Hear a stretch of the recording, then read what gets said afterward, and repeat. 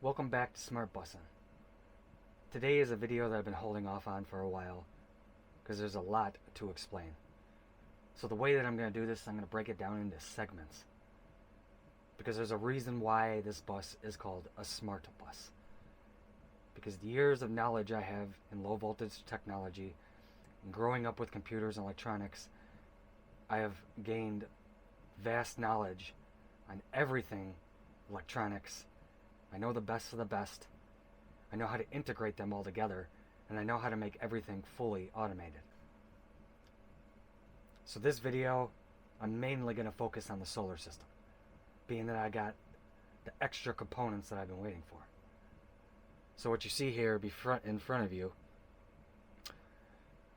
over there, these two plastic boxes that you see, those are bus bars. This right here is a 48 volt to 12 volt. Basically what it does is it takes the 48 volts and steps it down to 12 volts. So you could power all your 12 volt appliances. This right here, what you're looking at, is a battery monitor, which also connects to Bluetooth so I can monitor on my home automation software. And it comes with an LED screen that shows you everything when it comes to discharge and charging and the capacity that you have in your battery bank. So I'm going to install all these components and I'm going to show you step by step how you do that. And I'm going to explain why and how solar is the way to go if you have a mobile vehicle or conversion, being that if you have enough electricity in your bus, you will never have to plug into a wall, and you could power everything that you power in your apartment or your house off grid and never need to plug into a wall ever. So what I'm showing you here is kind of unorganized. I call it spaghetti. And this is why I've been waiting so long to come out with this particular video. So what you're looking at right now is my battery, my solar battery, and the distribution panel for the electric. And if I move up just a little bit, you see that right there, that's my Raspberry Pi. That's a particular computer. It's a mini computer that is my home automation. It has a software on there that integrates every single electronic I have in this bus into an automation. And right above it is my router, which is a good router. It's Asus. It's my favorite brand. It's got 3 antennas. It also accepts USB tethering from a cell phone provider, which I'll explain in another video because this video is going to be all about solar. And then if I go up a little bit more, that's my EG4 inverter. It does everything. So the biggest challenge that I have with this particular setup is this is the server rack that I made for all my particular electronics. I need to organize it and make it look fancy. So everything is functional, but always working, but easily changeable if something were to fail. For this particular task, you need to make sure that you have all the right tools. And being a low voltage technician, I have every tool you could possibly imagine. And as you can see, I have this backpack set up that I can do anything low voltage, anywhere. The reason why it's in a backpack setup is because a lot of times I had to do jobs that were on a particular roof or on a ladder. So on a backpack, you have access to every single particular tool that you need. I got drills, I got terminators, I got screwdrivers, I got levelers, I got razor blades, I got levelers, I got particular tools that can make any kind of connection from RJ45s to coax. I got zip ties, I got wire cutters, I got crowbars, I got silicone, I got wire testers, tape measures, anything you could possibly imagine to get the particular job done. Make sure that you have the right tools for your particular job makes the job way easier. With my first task, I'm going to have to relocate the router and my mini computer to somewhere that's logical for future use and space management. So one of the first things that I need to do is relocate the router. So I got this awesome product called Alien Tape, which sticks to anything and everything. And I mean, like, I tested this stuff. It sticks to anything and everything. Even if it's outside in the cold or outside in the hot or it rains, this tape is awesome. And you can find it at Home Depot or Lowe's. But as you can see, I put 3 strips of it right here on the bottom of my router because I need to relocate the router to a better spot. Then what I'm going to do here is this Cat 5 wire that I made is too long, so I need to shorten it. So use your handy dandy wire strippers. Then you separate the wires. And then what you do is you make them nice and tight, tensile. So orange, white, orange, green, white, blue, blue, white, green, brown, white, brown. They have diagrams online for this too.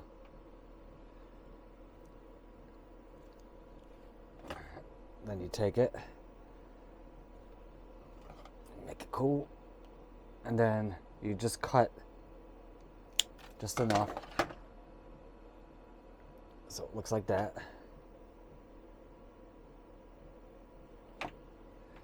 Then you get yourself a connector.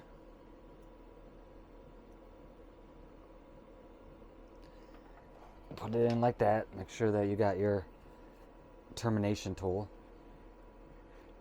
Put it on there like that. Boom. Terminator. Now I got myself a little 1-footer. So this is where I relocated the router. As you can see, I mounted it up above